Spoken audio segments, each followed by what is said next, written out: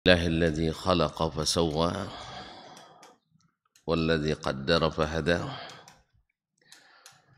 أشهد أن لا إله إلا الله وحده لا شريك له جل وعلا وأشهد أن محمدا عبده ورسوله ومصطفاه صلى الله عليه وعلى آله السادة الشرفاء وأصحابه الكرام النبلاء والتابعين لهم بإحسان إلى يوم الجزاء الأوفى ثم أما بعد فأوصي نفسي وإياكم أيها المسلمون وأيتها المسلمات بتقوى الله عز وجل رب الأرض والسماوات يا أيها الذين آمنوا اتقوا الله حق تقاته ولا تموتن إلا وأنتم مسلمون. Ma'asyiral muslimin, ma'asyiral muslimat, Bapak dan Ibu-ibu, saudara-saudara dan saudari yang dirahmati Allah dan yang dimuliakannya. Alhamdulillah, kita selalu bersyukur hendaknya kepada Allah Subhanahu wa taala. Karena sekecil apapun kita, tapi nikmat Allah sungguh besar untuk kita. Sekecil apapun kita, posisi kita, kedudukan kita, sesungguhnya nikmat Allah sangat besar pada kita. Khususnya bagi jiwa-jiwa yang beriman. Orang-orang yang telah bersaksi masuk Islam. Sesungguhnya sangat besar nikmat Allah kepadanya. Bahkan hurmatul mu'min indallahi a'zamu minal Ka'bah. Harga diri seorang mukmin itu di sisi Allah lebih besar daripada kehormatan Ka'bah sendiri. Padahal kalau sempat Ka'bah diruntuhkan, gimana kira-kira? Hah? Kalau ada Ka'bah diruntuhkan, antum gimana? Diam aja? Senyum malah. Hah? Kok malah senyum? Kaum muslimin dan muslimat, pasti umat Islam seluruh dunia akan pasang badan untuk membelanya. Padahal maka Ka'bah itu nikmat besar bagi kita. Nah, nikmat seorang mukmin lebih besar daripada itu. Oleh itu kita tetap bersyukur kepadanya atas nikmat ini. Kita dijadikannya orang beriman. Kenapa? Karena dia adalah hasil dakwah Nabi kita Muhammad sallallahu alaihi wasallam. Menjadikan kita orang-orang yang awalnya tidak berharga dan bernilai, tapi dengan dakwah Nabi alaihi salatu wassalam kita terangkat tinggi-tinggi. Salawat dan salam kepadanya atas jasa baiknya telah membuat kita hadir di tempat seperti ini. Kalau sempat dakwah Nabi tidak sampai ke kita, entah di mana pula kita rukuk dan sujudnya. Entah berapa pula benda-benda sakti yang bertuah yang kita meminta kepadanya. Yang semuanya di sisi Allah membuat kita terjerumus ke neraka. Tapi dengan dakwah Nabi alaihi salatu wassalam, kita tahu kepada siapa kita harus rukuk dan sujud, dan dengan amalan seperti apa kita mendapatkan ridha dan kabulnya. Kaum muslimin, kaum muslimat dirahmati Allah, ini ngiri-ngiri sedap juga saya nih, masuk ke sarang singa. Ya, Masjid Jabal Rahmah ini kan ada singanya. Masya Allah.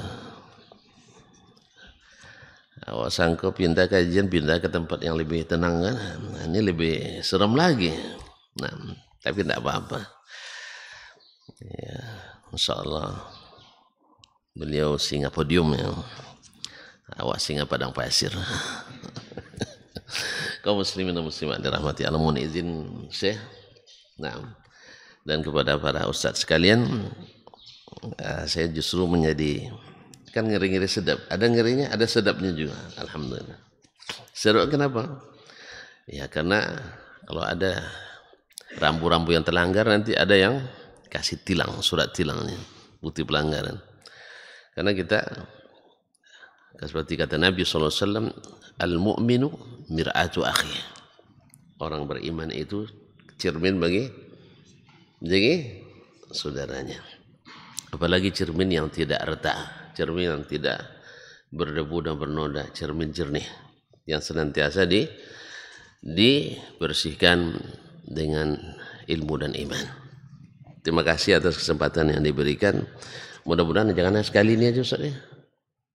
Mudah-mudahan jangan sekali ini, habis itu dicabut lagi izinnya. Nah, kaum muslimin dan muslimat dirahmati Allah. Memang tabiat dakwah itu seperti itu. Ya, tabiat dakwah itu seperti itu. Kalaulah baginda Nabi alaihi salatu wassalam yang diajar langsung oleh siapa yang ngajarnya? Oleh Rabbnya sendiri. Allah yang berikan dia ilmu langsung dengan wahyu. Tentu pasti wahyu lebih baik dari segala cara dan teori yang dilakukan orang. Tapi toh beliau tetap dengan kesempurnaan akhlak seorang anak manusia. Sampai bergelar, apa gelar Nabi kemarin? Al-Amin. Gelar ini bukan hasil pengumpulan kum. Apa kum Ustaz? Angka kredit. Ya, yang kadang-kadang hanya kertasnya saja. Tidak tertuang dalam bentuk aplikasi amal nyata.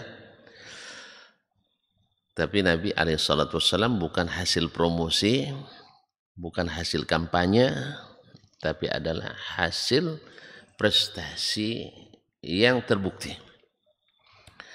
Namun walaupun demikian, tetap tidak bisa diterima oleh semua orang. Bahkan sebagian besar orang pada waktu itu menolak Nabi alaihissalatu wassalam. Tetapi Nabi SAW mengajarkan kita untuk tidak patah arang dan tidak pernah berhenti berdakwah. Ma'asyiral kiram dirahmati Allah. Alhamdulillah kita tidak perlu bawa sandal ke dalam masjid. Sah? Hah? Kan tidak perlu bawa sandal Ustaz? Kalau tidak, siapkan peti dalam masjid. Alhamdulillah sandal kita masih di luar. Kalau di sebagian negeri, Masya Allah, teman saya bercerita, bahkan di negeri Arab, kalau sempat kami itu 3 kali berturut-turut berjamaah di satu masjid. Itu insya Allah sholat keempatnya ada harapan untuk tak pulang. Ada harapan untuk tidak pulang. Teman-teman saya dari Uzbekistan, dari Tajikistan dan pokoknya stan semuanya itu, di saat Uni Soviet dulu berkuasa, mereka jangankan belajar seperti kita ini, ditemukan Al-Quran di rumah saja, itu sudah dosa besar bagi negara Uni Soviet. Jelas ya? Antum masih ada Quran di rumah? Aman? Tak pernah disentuh? Tak ada yang mencurigai ada Quran di rumah, tak ada yang curiga sama sekali. Tapi subhanallah, itu juga bermanfaat bagi mereka. Sehingga mereka hafalannya kuat-kuat. Karena apa? Mereka belajar dengan syekh sambil menanam tuh. Menanam apa? Sayuran misalnya. Syekh di ujung sini. Jadi pas ketemu mutar itu, dibacakan satu ayat. Lalu dihafalkan. Begitu cara belajar. Atau ada nama nizamul ghuraf. Yaitu di kamar-kamar di bawah tanah kadang mereka belajar. Yang jelas ilmu tak mati, iman tak habis. Oleh itu kaum muslimin dan muslimat, kita wajib bersyukur pada Allah Subhanahu wa taala atas segala keadaan, dan bahwasanya yang namanya ilmu dan iman tak akan hilang walaupun tanpa tanpa kepemilikan. Ma'asyarul kiram dirahmati Allah. Sampai di mana kaji kita kemarin? Ulang lagi dari awal. Hah?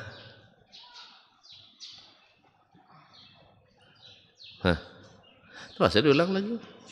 Ahdaf dirasati as-sirah. Yaitu kenapa kita belajar sirah, sah? Hah? Antum masih lupa. Nah, saya terus terang seharian kemarin tidak sempat murajaah. Tapi di sini masih ada tanda. Nah, barakallahu fikum. Kemarin kita terakhir tentang di antara tujuan belajar as-sirah an-nabawiyah adalah untuk mengetahui perubahan yang dibawa oleh Nabi alaihissalatu wassalam. Dia, sebagian orang hari ini cenderung untuk tidak siap berubah. Tidak siap berubah. Sering kami berdiskusi dengan para penuntut ilmu, khususnya kaum akademisi. Silakan keluarkan semua yang Anda ingin keluarkan. Saya siap untuk mendengarkan. Tapi siap juga untuk saya jelaskan. Nah, semua unek-unek, semua syubhat, silakan keluarkan. Saya tidak termasuk dosen yang suka mengurangi nilai. Saya dosen yang suka menambah nilai. Tuan-tuan kalau nak tinggi-tinggi nilai, kuliah sekarang. Ya, Ustaz. Kuliah. Minta lokal saya. Apalagi kalau menikah lagi. Siapa menikah di semester saya ngajar, saya kasih nilai A. Tapi SKB, syarat dan ketentuan berlaku. Tidak langsung dah. Harus kuliah, harus masuk cukup, absensi, ujian harus ikut, dan yang penting sekali UKT harus bayar. Karena itu kalau tidak dibolehkan oleh rektor untuk memberikan nilai. Selepas itu kalau soal nilai itu milik saya memang. Gimana? Kuliah, nikah lagi, dapat nilai A. Kaum muslimin dan muslimat. Jadi banyak orang katanya dakwahnya tidak boleh berubah sama sekali. Kalau berubah dari yang benar ke yang salah, betul? Sah? Berubah dari yang benar ke yang salah, betul tidak boleh? Sah? Dari yang salah ke yang lebih salah, tentu lebih lah, tidak boleh juga. Tapi kalau berubah dari yang keliru, dari yang salah, atau dari yang kurang kepada yang lebih, tentu saja dianjurkan. Antum kaum muslimin dan muslimat dirahmati Allah, kalau ada pekerjaan yang beratnya sama, di sini gajinya 3.498.000 UMR. Nah, di sana dibalik, bukan 3.400.000 tapi 4.300.000. Antum pilih yang mana?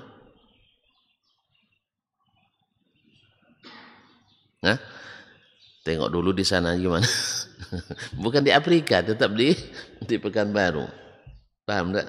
Di Masjid Ar-Rahmah misalnya, gajinya 3.498.000. Di masjid mana yang dekat lagi masjid sini? Ini Jabal Rahmah. Ada Masjid Ar-Rahmah? Ada. Misalnya Masjid Ar-Rahmah 4 juta lebih. Kerjaannya sama. Pilih yang mana? Ustaz, nampaknya tuan-tuan tidak mau gaji ditambah nampaknya. Padahal demo terus. Khususnya pas hari May Day, Banyak yang demo tuntutan naik gaji, tapi dia orang di sini zuhud semua nampaknya. Tidak ada yang mau naik gaji. Saya ulang kembali, Bang. Di sini jual emas, laku sehari omsetnya 2 juta. Abang pindah ke tempat saya, omset sehari 20 juta. Pilih yang mana? Pindah ya? Pindah. Tadi dikit sekali tambahannya, sekarang banyak. Dari awalnya di tempat ini tidak laku-laku. Lalu pindah ke sana, lakunya dengan kelipatan 1000. Pindah ada? Mau enggak? Ini harus pakai contoh nampaknya tuan-tuan. Sekarang, dulu orang jahiliyah haji, ma'asyiral kiram dirahmati Allah. Ini musim haji ya. Haji dengan talbiyahnya mirip dengan kita, tetapi mengandung isi yang bertolak belakang dengan kita. Apa talbiyahnya? Ada hafal talbiyah lah. Kalau misalnya haji lah. Kalau mau hafal talbiyah macam mana naik haji? Hafal dari sekarang sih, mana tahu nanti. Entah gimana caranya Allah memberikan kita. Ada kemarin ustaz kita, Masya Allah, tanpa direncanakan, tiba-tiba datang telepon, ustaz naik haji. Masya Allah. Dalam hati, kenapa saya tidak ditelepon ini? Ya, saya apa? Masih mau lagi saya. Enggak, walaupun sudah tapi tetap masih mau. Atau mau hajikan saya? Apa? Artinya apa? Kaum muslimin dan muslimat, talbiyah. Labbaik Allahumma labbaik. Labbaik la syarika laka labbaik. Innal hamda, dan seterusnya. Orang Mekah sebelum Nabi datang, mereka tetap baca talbiyah itu. Cuman ada selipan di dalamnya. Ada selipan di dalamnya. Apa selipannya? Labbaik Allahumma labbaik. Labbaik la syarika lak illa syarikan huwa lak tamlikuhu wa ma malak. Jelas? Jadi apa namanya, modelnya sama. Tapi ada tambahan yang indah didengar. Tapi membuat semuanya gugur di hadapan Allah yang Maha Benar. Apa itu? Labbaika la syarika lak. Aku penuhi panggilanmu ya Allah, tidak ada sekutu bagimu. Illa syarikan huwa lak. Kecuali sekutu yang engkau miliki. Tapi tidak ada sekutu tadi. Yang mereka nafikan adalah sekutu yang sebanding dengan Allah. Yang sebanding dengan Allah. Kalau ditanya, siapa ciptakan langit dan bumi? Allah. Karena memang tidak ada yang bisa mencipta selain Allah. Siapa yang menghidupkan dan mematikan? Allah. Siapa yang menyelamatkan kita ketika terjadi ombak besar di lautan? Allah. Mereka itu mereka aku semuanya. Jelas? Makanya sekutu yang mereka yakini itu adalah bukan sekutu yang berkuasa, tidak. Tapi sekutu yang dekat dengannya. Hambanya sendiri. Hambanya sendiri. Yang diberikannya kuasa, ini bermacam-macam keyakinannya. Ada yang namanya wali kutub. Wali kutub, pernah dengar? Ya? Yang menjaga 4 penjuru dunia ini. Siapa wali-wali yang diberikan kuasa untuk itu sekarang? Tidak pernah tahu antum ya. Ini kalau dibagi tahu nanti dengan retorika yang mantap, ini antum tidak bisa. Nah, ikut itu. Syekh Abdul Qadir Al-Jilani, Syekh Abdul Hasan Asyadzili, dari Maroko tuh. Dan siapa lagi? Saya lupa. Tidak ada yang kan. Nah, jadi mereka ini adalah wali-wali kuasa Allah Subhanahu wa taala. Jadi tidak bisa menghidupkan, tidak bisa mematikan. Ya, karena mereka ini orang dekat Allah dijadikan sebagai perantara. Makanya bahasanya tamlikuhu wa ma malak. Dia yang kamu yang memilikinya. Dan syirik sekutu itu tidak memiliki sama sekali. Ada enggak keyakinan seperti itu sekarang? Ada enggak? Hah? Ada banyak. Pergilah ke kuburan wali itu, kuburan keramat itu, dengan keyakinan Allah pencipta, Allah pengabul, Allah semuanya, tapi berdoa ke wali tidak ada masalah. Sebab kita yakin bahwa yang mengabulkan hanya Allah. Jelas? Jelas? Kalau jelas selesai kita share. Belum jelas. Jadi pergilah ke kuburan wali keramat, ya. Pergilah ke kuburan-kuburan wali itu, minta kepadanya, ya wali fulan, saya tidak punya anak sejak berapa tahun misalnya, tolong mudahkan saya dapat anak. Keyakinannya ini disampaikan oleh sang wali kepada Allah, Allah yang kabulkan. Bagi mereka itu tidak syirik. Menurut siapa? Menurut syekhnya. Mereka dulu juga punya syekh. Nah, tetapi menurut Nabi itu syirik atau tidak? Syirik. Menurut Allah itu syirik apa tidak? Syirik. Tapi menurut pikirannya tidak syirik. Sehingga ketika kita sebutkan wa annal masajida lillah fala tad'u ma'allahi ahada. Allah lah yang memiliki seluruh tempat ibadah. Jangan sujud, jangan berdoa kepada siapapun selainnya.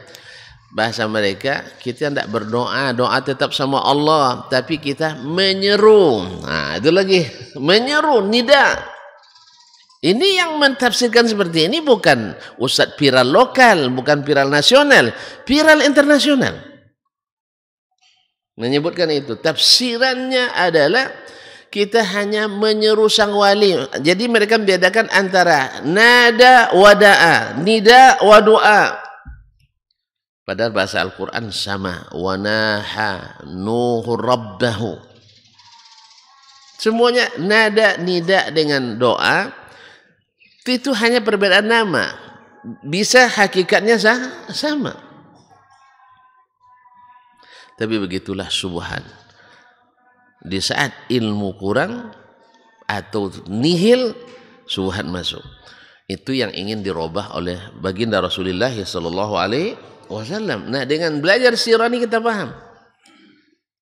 Kecuali sirah hanya belajar angka-angka. Tahu sirah belajar angka-angka? Atau belajar nama-nama.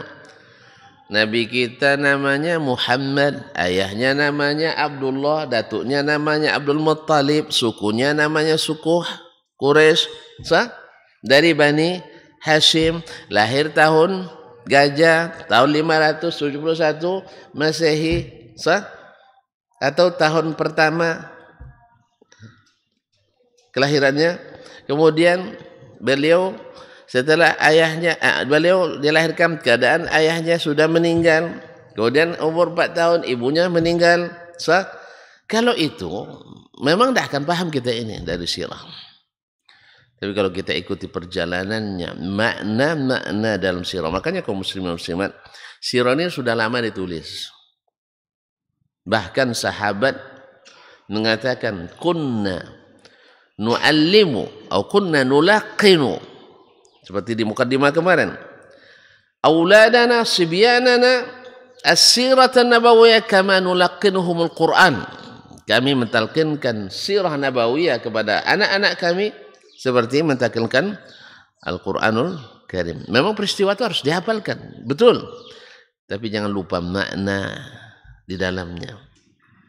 Sebab semua orang yang melakukan yang tadi, kesyirikan terselubung itu, mereka tahu semuanya. Bahwa Nabi mengajarkan tauhid, tahu iya. Tapi tauhid seperti apa yang diajarkan, ini yang mereka kadang-kadang tidak sampai ke situ. Karena apalagi kalau sudah sirah ini diajarkan terpisah dari disiplin-disiplin ilmu yang lain. Hanya cerita-cerita yang mohon maaf, cerita tentang Nabi tak ada kosongnya. Cuman kita sendiri yang tidak mengambil isi yang sangat syarat di dalamnya. Isinya yang kurang kita ambil. Bukan sirahnya kosong, masa sirah Nabi kosong. Mereka tahu, misalnya ketika Nabi akan wafat, apa wasiat terakhir Nabi SAW? Siapa yang hafal? Siapa yang hafal? Serapannya saya tanggung pagi ini. Pagi besok enggak, pagi ini aja.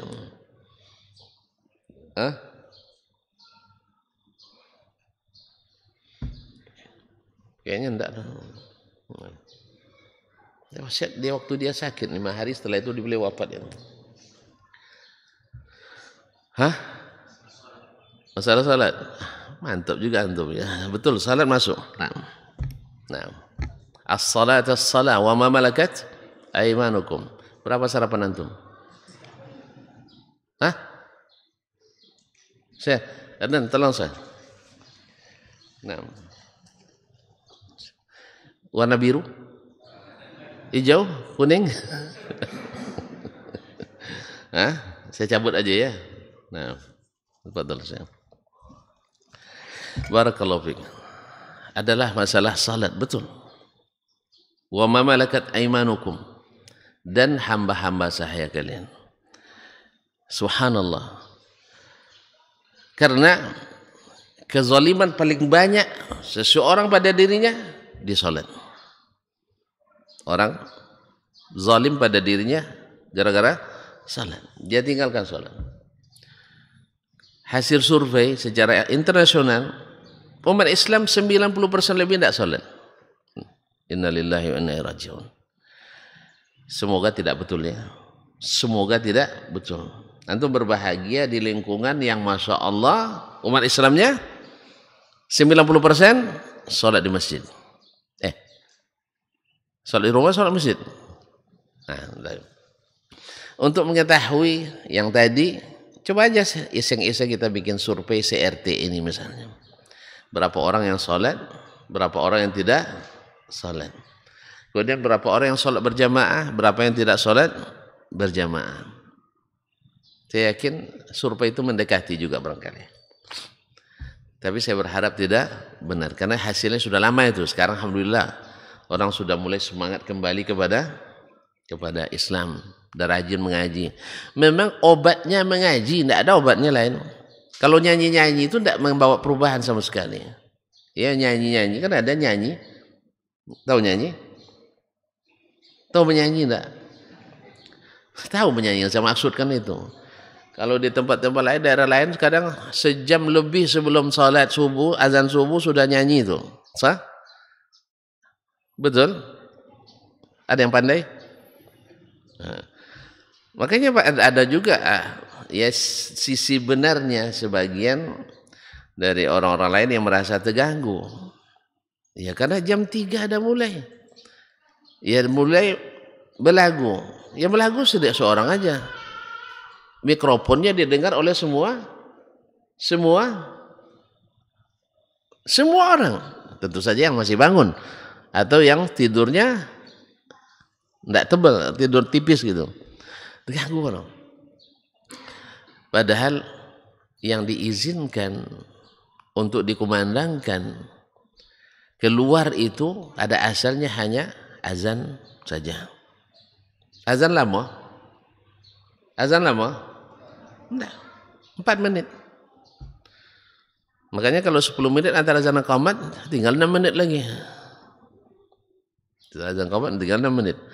Ala kulli hal kaum muslimin dan muslimat dirahmati Allah. Jadi yang merubah itu memang mengaji.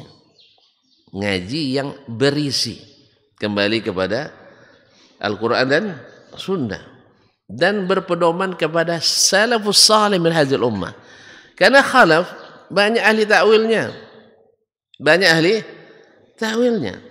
Semua ditakwilkan. Kalau akidah sudah berani mereka takwilkan, berarti masalah ibadah lebih mudah ditakwilkan. Antum kalau akidah berani antum takwilkan, ibadah lebih berani lagi. Apa sebab?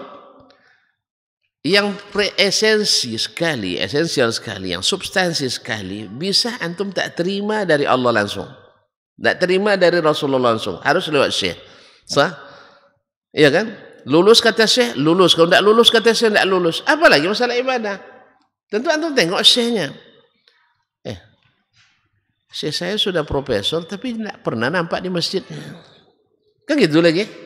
Oh berarti sholat di masjid ini kan untuk orang-orang yang kurang kerjaan aja.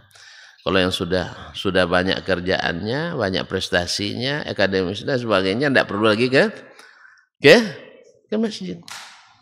Akhirnya gara-gara ke orang-orang yang diberikan kelebihan itu jarang ke masjid, otomatis masjid kurang terawat.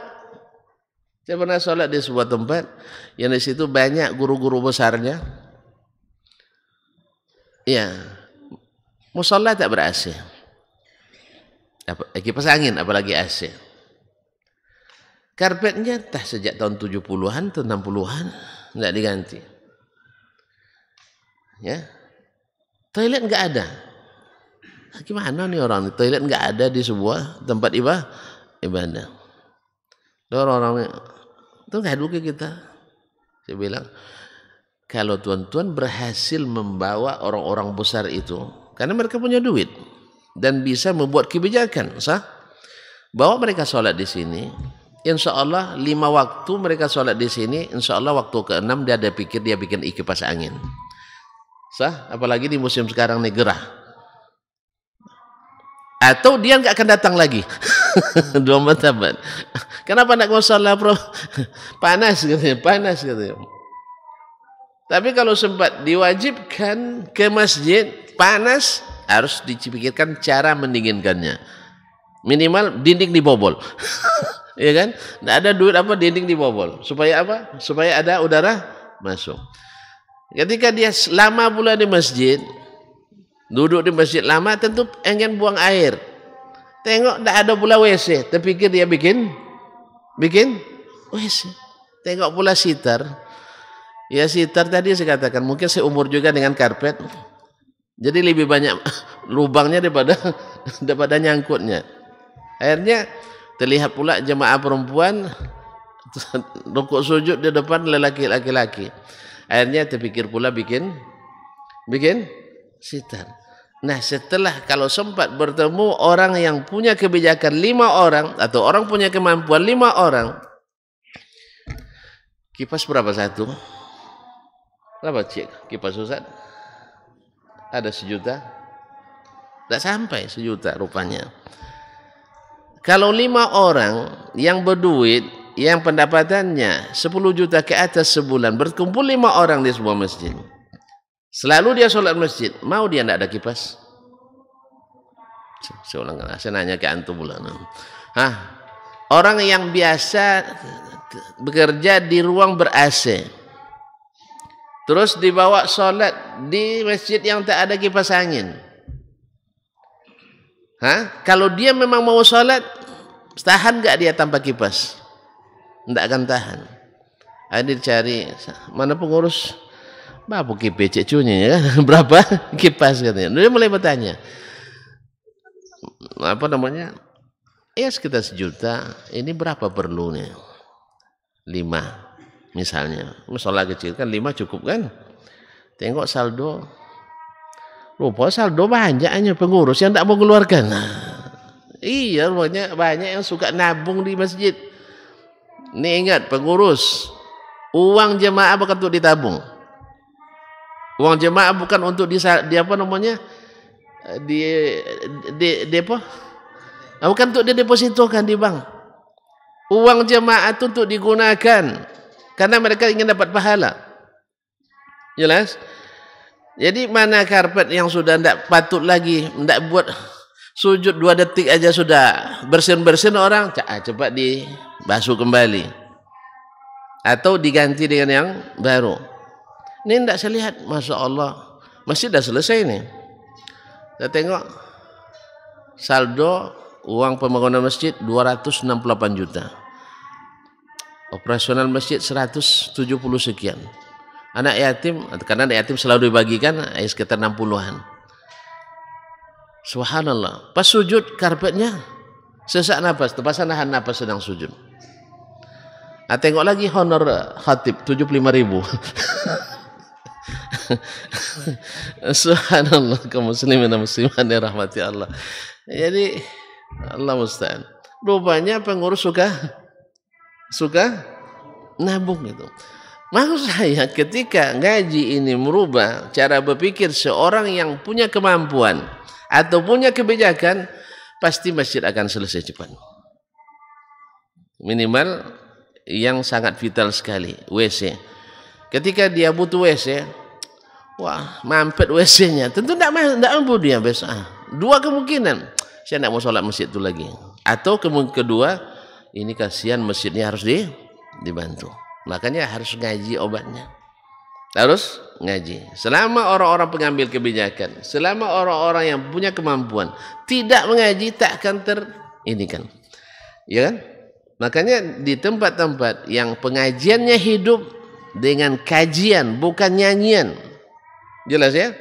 Ini karena ada kajiannya nyanyian berhibur, susah untuk orang menerapkan apa yang diterima itu. Allah musta'an. Nah, dengan belajar sirah Nabi SAW, kita mengetahui apa perubahan yang dibawa oleh Nabi SAW. Dulu mereka ketika di masa jahiliyah, karena itu keyakinannya menjadi pagar betis bagi kesyirikan, menjadi pejuang syirik. Tapi setelah mereka didakwahi oleh Rasulullah SAW, awalnya berat memang, karena tidak sedikit berkaitan dengan PAD, pendapatan asli dayan. Paham tak? Pendapatan asli itu kepanjangannya PAD. Hah? Pendapatan asli dayan. Nah, karena orang-orang Mekah membuat kebijakan-kebijakan hukum berdasarkan bukan syariat, tapi berdasarkan hawa dan keinginan yang sebagiannya menguntungkan mereka. Sebagiannya menguntungkan mereka. Nah, ketika Nabi datang, mereka dah paham kalau sempat dakwah ini hidup, kepentingan-kepentingan itu akan hilang. Sampai hari ini misalnya, kenapa orang-orang di luar sana sangat anti sekali misalnya dengan yang mereka beli gelar Wahabi? Kenapa? Kenapa mereka anti sekali dengan asal dengan nama Wahabi? Pasti ketakutan. Sah? Kenapa? Takut memang. Sebuah kuburan di salah satu negara, saya sebutlah di Mesir. Ya, karena seorang dah tahu semua di Mesir. Syekh Sayyid Al-Badawi pernah singgah situ, Ustaz? Tidak dapat barakah, Ustaz. Nah, kuburan ini berpenghasilan per tahun, ini dah lama. Saya baca sejak saya masih di Madinah waktu itu. Penghasilan tahunannya rata-rata 50 juta pound. Tahu pound Mesir? Pound Mesir anggaplah misalnya 2.000 rupiah 1 pound. Iya 2.000, saya tidak tahu nah. Hah? Mesir, pound Mesir. Jenih Mesir. Gunih Mesir itu sekitar pokoknya lebih rendah dari rial. Anggaplah 2.000. 2.000 kali 50 juta. Hah? 100 miliar ya? Masya Allah. Kalau antum wali kotanya kehilangan pendapatan asli dayan, asli daerah, ini daerah nih, kalau wali kota asli daerah 100 miliar per tahun, mau ndak antum hilangkan itu? Hah? Mau ndak antum menghilangkan itu? Masih ragu ya. Baru masalahnya ada ngaji, itu masalahnya. Ini anggap antum wali kota yang belum ngaji, yang mereka sebut Wahabi nih. Nah, mohon maaf. Antum belum ngaji. Suka antum menghilangkan? Enggak. Apa kali? Baru satu. Belum lagi makam Imam Syafi'i. Belum lagi Mashhad Husain. Belum lagi Siti Fisa dan sebagainya. yang disebutkan sebagai anak putri Ali bin Abi Thalib radhiyallahu anhu. Belum kuburan Syekh Fulan sebulan. Atau tidak pernah jalan ke Sumbar? Tidak tahu. Tidak pernah ke Sumbar. Ada kuburan keramat di sana? Banyak. Ada. Kan kemarin baru dibongkar mah peti-peti apanya. Cuman saya agak ragu juga dengan kewaliannya. Sebab apa? Petinya masih dikunci. Kotaknya masih dikunci enggak? Enggak tahu. Nah, ada yang antum buka nanti di video, di apa YouTube, dibuka kuncinya. Harusnya kan ada wali yang jaga. Iya kan, kalaulah dia bisa mengetahui hajat kita di rumah kita, dia bisa mengabulkan doa-doa kita, masa jaga duit enggak bisa? Enggak paham antum nah. Kan berkeyakinan para pengunjung ini, penziarah ini kan banyak hajatnya. Ya Allah, bukan ya Allah, Syekh, sampaikan ke Allah saya minta perlindungan ini dan sebagainya. Sah? Berarti kan dia masih hidup dalam pandangan orang tuh. Kenapa peti uang ini tidak bisa dia jaga? Paham enggak? Oh, uangnya keramat bisa hilang juga. Kaum muslimin dan muslimat yang dirahmati Allah. Nah, tidak mungkin ini kita cerita baru di kalangan muslim ini, apalagi di masa jahiliyah dulu. Maka mereka pasti akan terganggu dengan dakwah Nabi alaihissalam. Nah sekarang bila ada kebiasaan itu, saya tidak menyebut orangnya jahiliyah, jangan salah paham ya. Kita tidak zaman jahiliyah lagi. Cuman orang ini melakukan perbuatan orang jahiliyah. Syirik itu kan perbuatan orang jahiliyah. Nah, yang mereka tak sadar kadang. Karena ada yang melariskannya. Kan tadi, selama tidak mengakui ada pencipta selain Allah, selama tidak mengatakan ada yang menghidupkan mati selain Allah, kita masih muwahhid. Soal berdoa kepada wali-wali itu adalah bab tawassul, bab istighasah. Jangan kalian ikut Wahabi. Wahabi ini bahaya, menghilangkan situs-situs sejarah, kuburan-kuburan wali. Kalau kita harus rawat kuburan wali. Kalau sempat, mereka yang urus Masjid Nabawi, mungkin lebih banyak kuburan Nabi itu lebih berbesar daripada tempat salat mungkin. Naam, kaum muslimin dan muslimat dirahmati Allah. Makanya pendapatan yang 100 miliar tadi mungkin enggak akan di rumah. Mungkin enggak dihilangkan. Supaya jadi 100 miliar itu sih. Karena tuntutan dari atasan harus sekian. Kalau enggak nanti Anda enggak bisa melanjutkan program pembangunan. Enggak bisa melanjutkan program pembangunan, jangan harap dipilih lagi besok. Betul kan? Makanya seluruh dakwah yang membawa kepada menghilangkan syirik dan berkepentingan di situ ditentang oleh orang-orang yang punya kepentingan. Orang yang punya kepentingan, baik besar maupun kecil, dan itu yang dialami oleh Nabi alaihissalatu wassalam. Antum tahu enggak bahwa berhala-berhala yang ada itu akan ada pengurusnya? Masa berhala biarin begitu aja? Tentu ada perawatan, Ada enggak?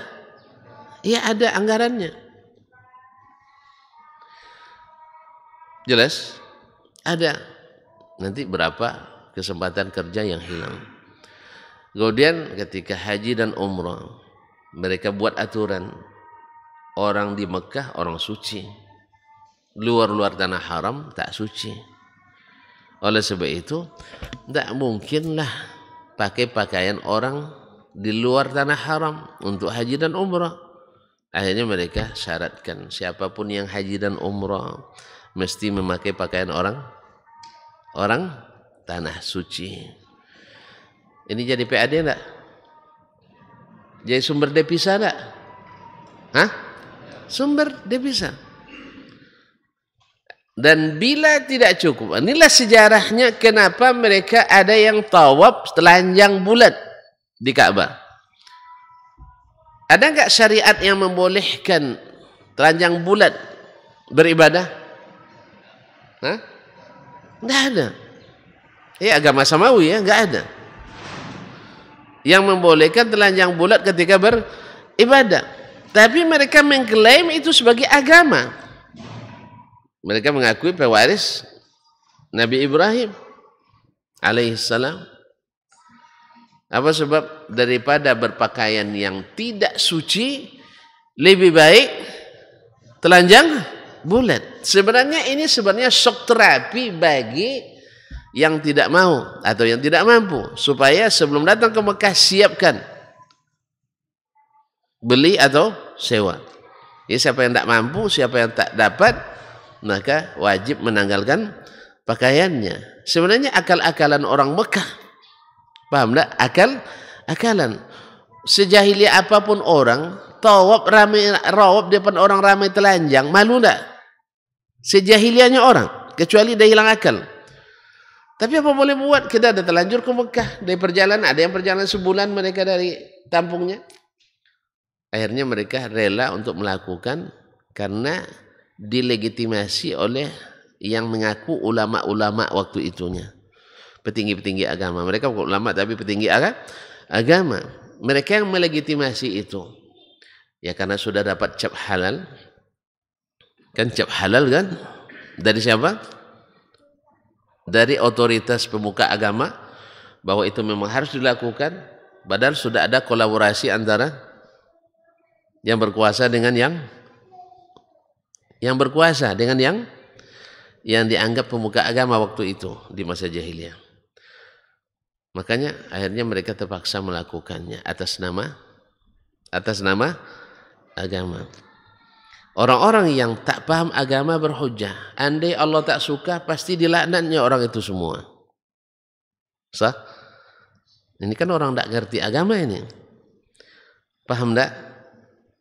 Kalau seandainya Allah menghukum setiap orang berdosa, mata raka alaihi bihamin sih. Allah tak akan tinggalkan satu pun bal min dabbah. Ya, Allah katakan, andainya setiap orang berdosa, Allah langsung murka. Ada yang tinggal lagi? Tak ada yang tinggal di atas permukaan bumi satu pun. Jelas ya? Makanya Allah tidak boleh kita tes dengan kalau memang ini benar, mati saya selepas ini. Karena kemarin dokter ya di sini juga menunjukkan kalau ajaran saya salah, saya berani untuk bermubahalah. Kalau saya mati, berarti ajaran saya salah. Kalau yang lain mati, ajaran saya benar. Tidak begitu tes kebenaran. Ini bukan tes labor saya. Ya, bukan.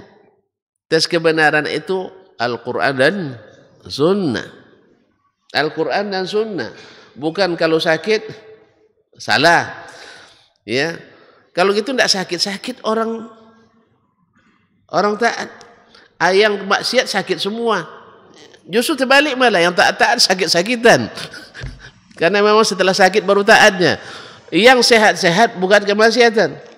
Tidak bisa. Itu tidak bisa jadi alasan. Andainya Allah tak suka dengan ajaran itu, dengan tawab telanjang itu, pasti Allah sudah matikan mereka. Tidak. Karena ad-dunya darul amal wal akhirah darul jaza. Antum kalau disuruh orang tawab telanjang mau? Kok senyum antum? Kayaknya mau. Tidak kan mau kita.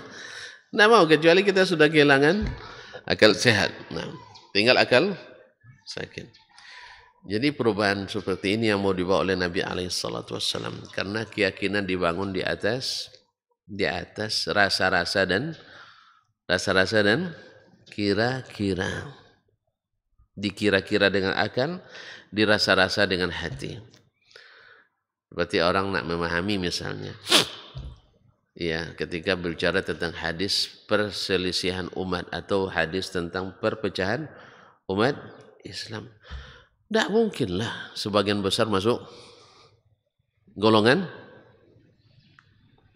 Kan kata Nabi, terpecah umat ini jadi 73 golongan. Semuanya masuk neraka kecuali satu. Kalau ikut perasaan, kasihanlah 73 masuk neraka. Kalau perkiraan tidak mungkin lah. Sebab umat ini, kata Nabi, akan masuk surga semuanya. Berarti umat yang dimaksud bukan umat Islam. Tapi umat, termasuk umat yang di luar Islam. Umatud dakwah. Yahudi, Nasrani, Buddha, Hindu, dan sebagainya. Sebenarnya kalau dia mau baca hadis dan pandai berhitung, tidak mungkin berpendapat seperti ini. Sebab di awal hadis sudah ada kata Nabi, Yahudi berpecah jadi 71, Nasrani berpecah jadi 72. 71 tambah 72 berapa? Hah? 143 tambah 73 200 213. Nabi bilang umat ini berpecah jadi 73. Kalau diakumulasikan jadi berapa? 213. Berarti hadis yang sahih itu pemahaman ini yang cacat. Saya ulang kembali. Sebagian orang ingin menolak bahwa bid'ah itu menyesatkan karena bid'ah semuanya hasanah. Dan Nabi bilang semuanya dhalalah, saudara kita bilang semuanya hasanah. Sebab ketika minta mana bid'ah yang dhalalah enggak ada, enggak bisa. Di kenyataan dunia nyata ketika kita minta kalau ada bid'ah hasanah, apa contohnya? Ini. Coba contohkan bid'ah dhalalah. Bilangnya salat subuh 3 rakaat. Sejak zaman Nabi sampai hari ini tidak ada yang berani bikin salat subuh 3 rakaat. Sah? Tidak akan ada berani. Kalau itu yang antum katakan percuma peringatan Nabi alaihissalatu wassalam. Jelas ya? Nah, percuma peringatan Nabi alaihissalatu wassalam, sesuatu yang tak akan mungkin. Makanya semua bid'ah kata Rasul dhalalah. Menurut kita semua bid'ah itu hasanah. Dari situ berangkat. Tak mungkin firqah yang sesat itu lebih banyak dari firqah yang selamat. Menurut pikiran. Maka dihitunglah yang dimaksud oleh Nabi ummati itu, umatku itu adalah umat dakwah. Termasuk Yahudi, termasuk Nasrani, termasuk Hindu, termasuk Buddha, Konghucu, Paganis, dan sebagainya yang bukan Islam. Itu yang terpecah jadi 73. Maka kita bilang, ini tidak pandai berhitung nih orang yang memahami seperti ini. Sebab Nabi di awal hadis sebut Yahudi berpecah jadi 71. Nasrani berpecah jadi 72. 71 tambah 72 143. Taib. Tambah lagi umat ini 200. 216. Jadi kita yang salah hitungkah atau Nabi yang salah bilang? Paham? Berarti yang dimaksud oleh Nabi itu bukan ummatul dakwah, tapi adalah ummatul ijabah yang sudah bersyahadatain.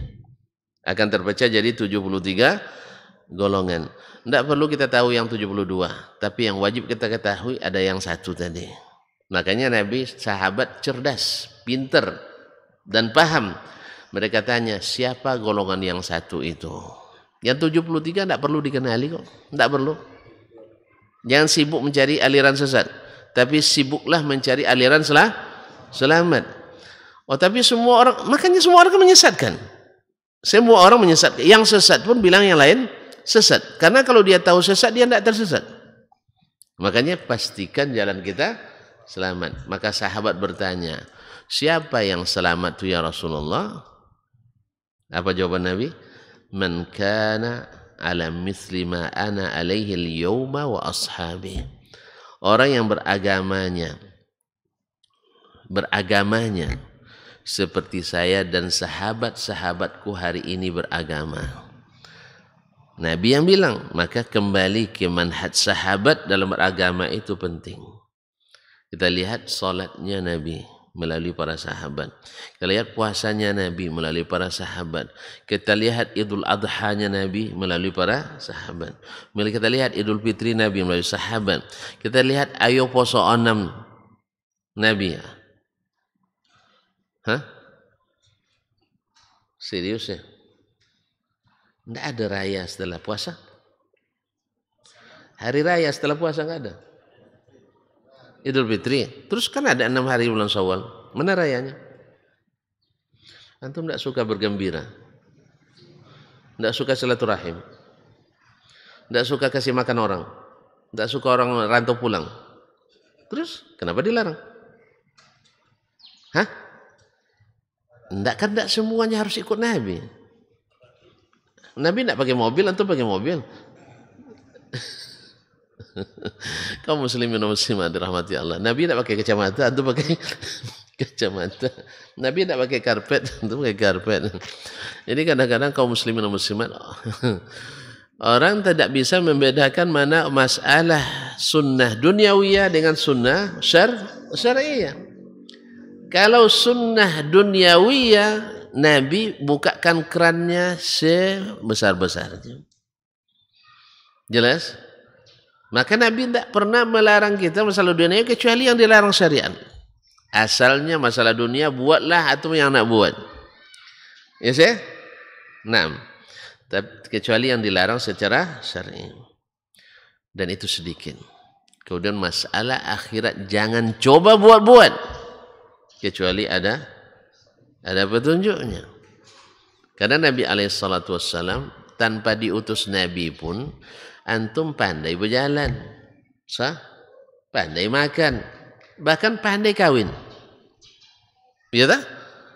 Tidak ada yang tidak pandai tanpa diutus Nabi. Tapi kalau sholat tanpa diutus Nabi, pandai kita? Tidak pandai. Bertauhid tanpa diutus Nabi, pandai kita? Tidak pandai.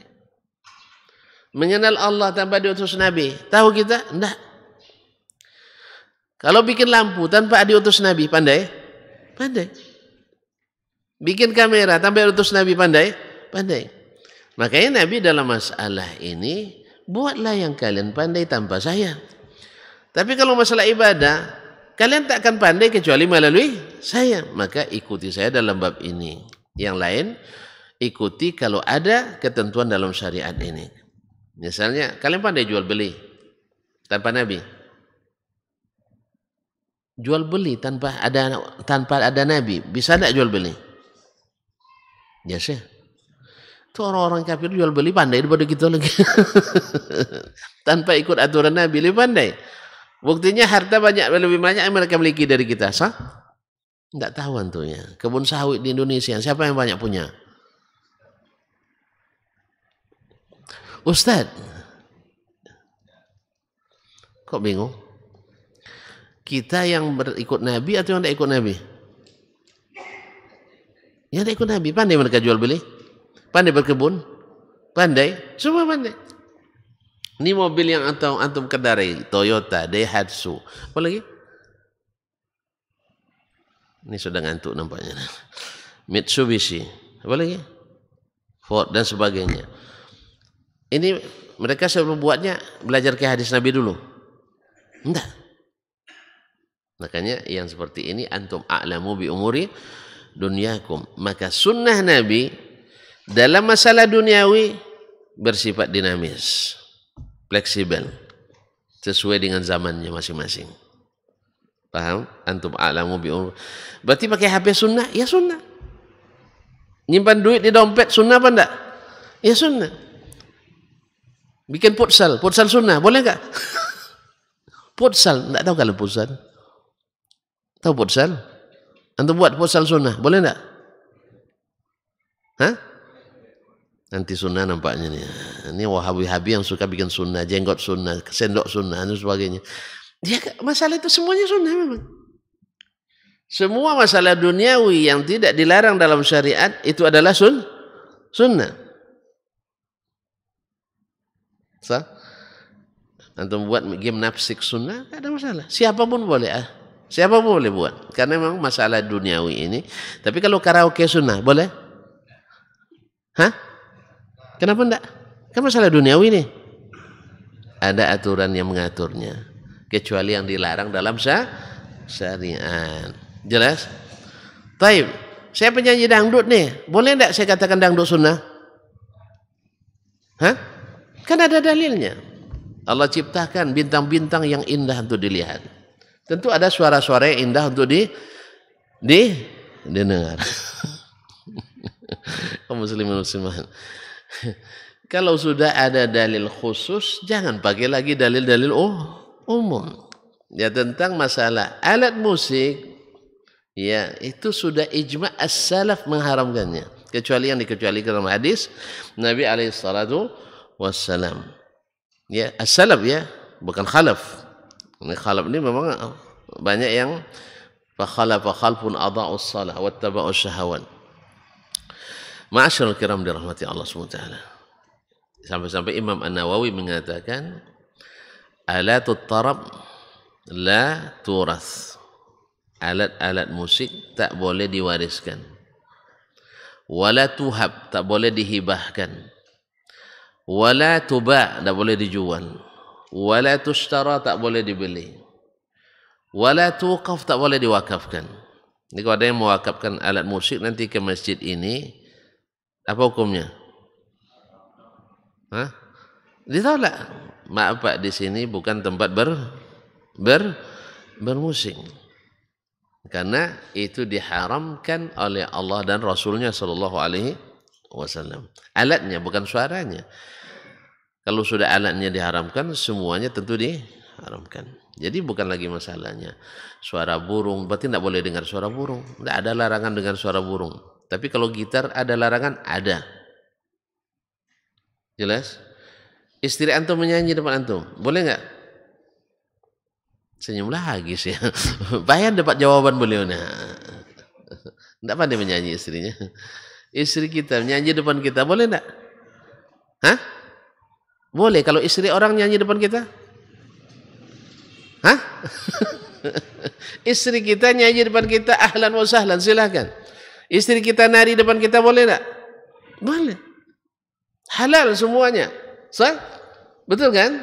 Tapi istri orang nari depan kita? Kan baru tahu kita. Nah sekarang yang acara-acara kita, yang nari depan kita, istri kita atau istri orang? Baik, saya nak tanya ke antum, putri kita, ini bukan istri, putri kita, nari meliuk-liuk depan kita, boleh apa enggak? Enggak boleh. Enggak boleh. Ya, apalagi anak gadis orang. Nah, di sini pahamlah kita bahwasanya ngundang putri orang atau istri orang menari di acara kita haram. Walaupun tanpa alat musik. Walaupun tanpa alat musik, apalagi pakai alat musik. Paham? Paham? Nah, kalau gitu jangan menganggap aneh lagi. Kalau seandainya kenapa di rumah Ustaz Helmi bermenantun kok kayak orang mati aja sih? Ya. Kenapa di rumah Ustaz ya tidak ada acara teng-teng-teng-tengnya? Kenapa? Karena itu tidak dibolehkan. Karena yang menari itu istri orang atau anak gadis orang. Yang lebih parah lagi, kita ajak orang ramai-ramai berbuat hal yang sama. Menonton yang tak boleh ditonton. Inilah sebenarnya kearifan lokal bangsa Melayu itu. Yaitu tidak mempertontonkan anak gadis orang di depan orang lain. Kalau tonton merujuk kembali adat asli Melayu adalah ada ruang depan laki-laki, ruang tengah ibu-ibu atau perempuan. Jelas? Nah, kalau sekarang enggak, ruang depan, ruang belakang, ruang semuanya campur aduk laki-laki perempuan. Berarti adat Belanda menjadi pengganti adat Melayu. Nah, para pendukung kearifan lokal, ayo kita kembalikan ini yang betul-betul kearifan yang arif. Sampai cara duduk nenek moyang kita dulu di adat Melayu kita, ini rumah ruang depan itu, ini mama yang menanti. Tahu mama yang menanti? Enggak paham? Ini belajar adat istiadat lagi kita. Mama menanti ini saudara-saudara pihak perempuan. Kalau mama yang berdatang sebelah sini menghadap keluar ke depan rumah. Tahu enggak tuan-tuan kenapa? Karena di ruang tengah ini kan ada pintunya. Di ruang tengah ini ada pintu yang kadang-kadang terkuak kain pintunya, nampak yang di dalam. Ketika saat itu terbuka, yang melihat mahram sendiri. Bukan mama yang laki-laki. Yang tak boleh melihat orang dalam. Paham tak? Saya, kan mama menanti nih. Melihat anak perempuan kakak saya, boleh apa enggak? Boleh. Tapi kalau mama yang bakal jadi calon suami di keponakan saya ini, boleh enggak dia memperhatikan? Boleh enggak? Nah, kita enggak paham lagi kita mahram-mahram masalahnya. Makanya semuanya disalami lagi. Semuanya disalami, semua dipeluk. Ini adat Belanda, bukan adat kita. Jadi kaum muslimin dan muslimat dirahmati Allah, makanya ini di sini duduknya bisa melihat ke dalam. Ini di sini karena lihatnya harus keluar. Jelas? Jelas? Kalau belum jelas belum selesai sih. Hari sudah tinggi. Jam berapa? 6. Hah? Baru 1. Jadi kita mengetahui apa perubahan-perubahan yang dibawa oleh Nabi alaihissalatu wassalam. Dan pasti dalam kajian sirah akan kita tahu, yang pertama dirubah oleh Nabi adalah keyakinan. Dan yang paling sulit dirubah adalah keyakinan. Yang paling susah dirubah itu adalah keyakinan. Kalau merubah yang lain-lain itu lebih mudah. Nah, makanya kalau akidahnya bagus, setiap saat dia bisa berubah kepada yang sahih. Tapi kalau akidahnya masih masalah, yaitu dia ragu, kalau meninggalkan kebiasaan guru, jangan harap dia dapat hidayah. Karena rusaknya kebiasaan jahiliyah itu karena fanatik buta pada sang guru dan pendahulu.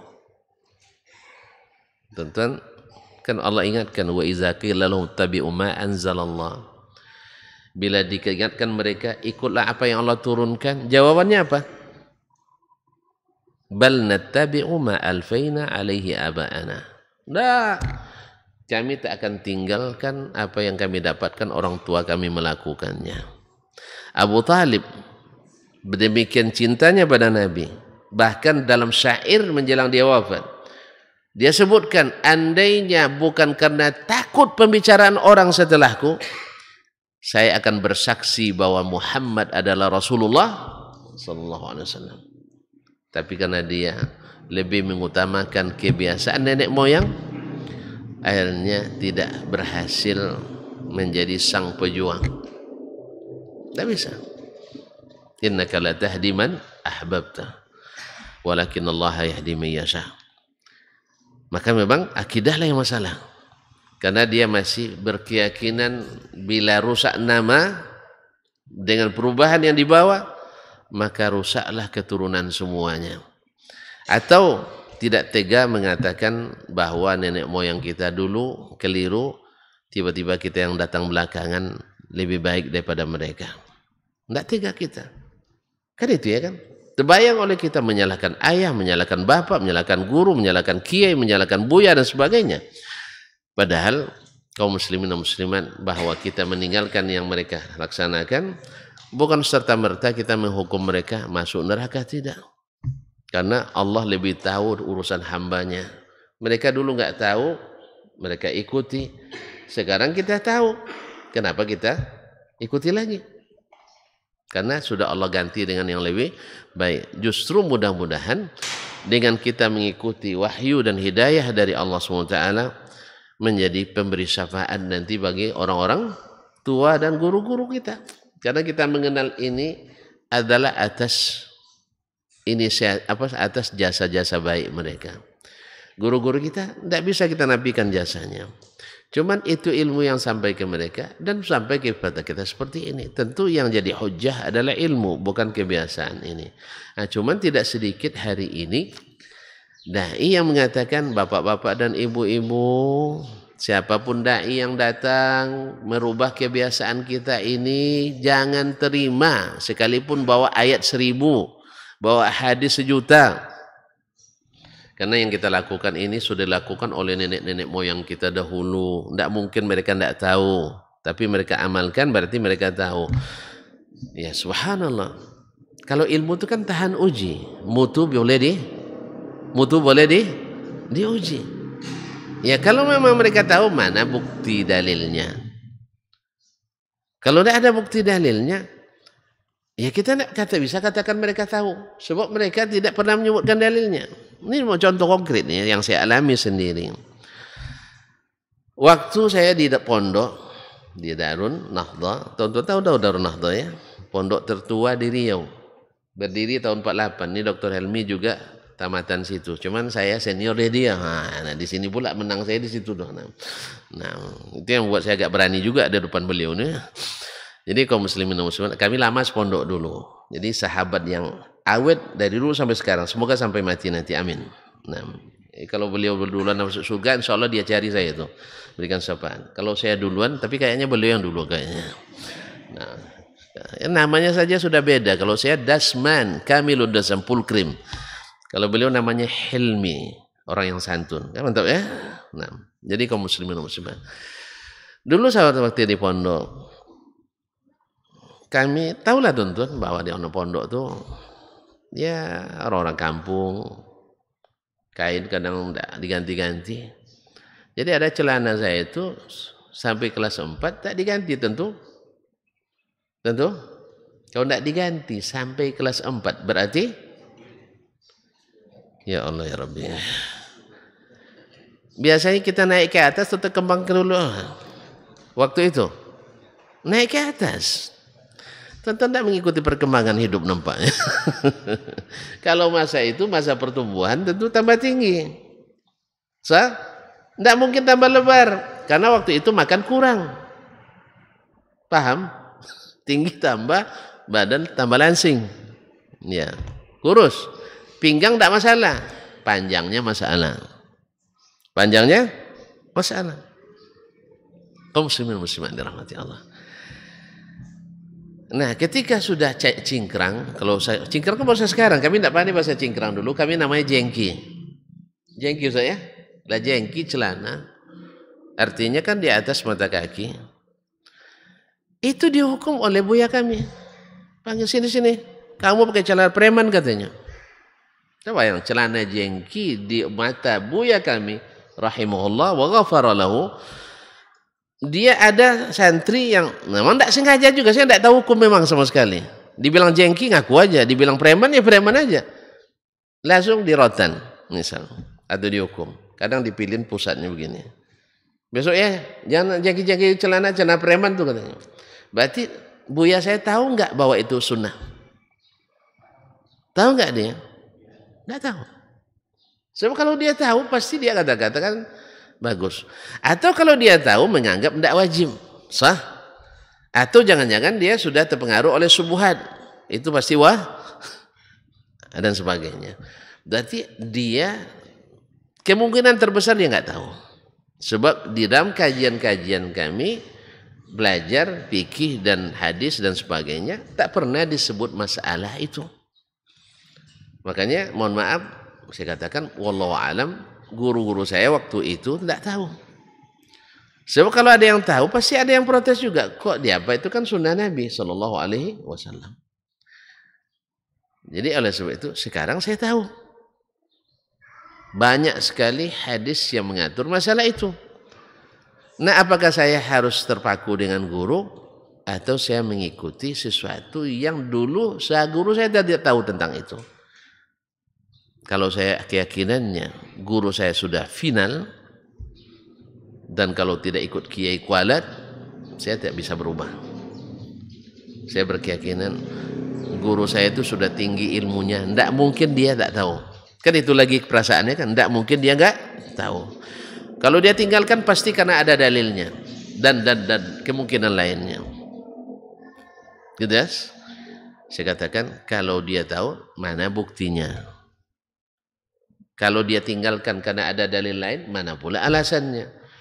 Karena alasan nggak ada, tidak mungkin saya mengikuti yang tak punya alasan, lalu meninggalkan yang punya hujjah dan dalil. Itu maksud kita. Jadi, ma'asyarul kiram rahmatullah, banyak orang terhalang, khususnya di masa jahiliyah dulu, mendapatkan hidayah, dan juga tidak sedikit di masa kita hari ini yang tak masuk hidayah. Karena apa?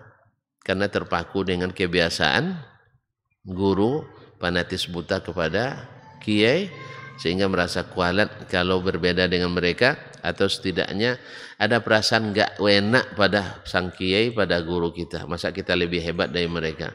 Demi Allah, kita tak boleh sama sekali merasa lebih hebat dari siapapun. Ya, itu ujub, tidak boleh. Ini harus kita tanamkan. Tetapi mengatakan ilmu itu bukan berarti kita merasa lebih hebat. Jelas ya? Misalnya ayah saya tidak tahu masalah ini. Boleh tidak saya mengatakan saya lebih hebat dari ayah saya? Tidak boleh. Tidak boleh. Padahal dia memang tidak belajar kok. Cuman kenapa kita tidak ikuti ayah? Ayah kan tidak berilmu dalam masalah ini. Ayah saya dulu merokok, saya tukang belikannya. Terus apalagi karena ayah saya merokok saya ikuti lagi? Hah? Saya ikuti lagi. Saya ingat rokok-rokok pit namanya itu dulu. Nah, cuma istimewanya ayah saya itu, mudah-mudahan kita juga bisa seperti itu, tak pernah memberi pekerjaan kecuali memberikan apresiasi tanpa dijanjikan. Cari rumput, dah selesai, ini uang beli rokok untuk ayah ya. Ini untuk beli gula-gula. Awak dapat gula-gula tuh, masya Allah, ya kan? Ya tak? Ini buat ini, nanti dikasih. Ini makanan dia diberikan sama kita. Maka saya banyak juga belajar dari ayah saya dalam masalah ini.